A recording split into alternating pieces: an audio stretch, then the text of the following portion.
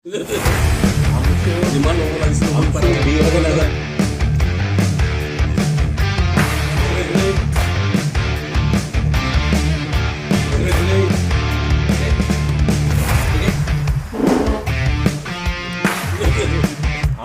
Gimana mau lagi seneng para dia kan ada.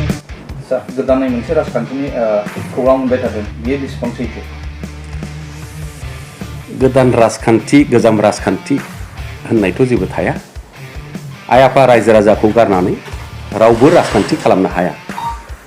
दा आइ आफा रायजो राजा लुबैनाय हास्थायनाय जेखौ हास्थायो जेखौ लुबैयो बेखौसो थांखि लानाया मोजां। बेखायनो फैगौ समाव माखासे समनि उनाव गासिबो बाथ्राफोरखौ आङो गेबेङै रायजो राजानो नोंथांमोननि गेजेरजों आङो फोरमायगोन।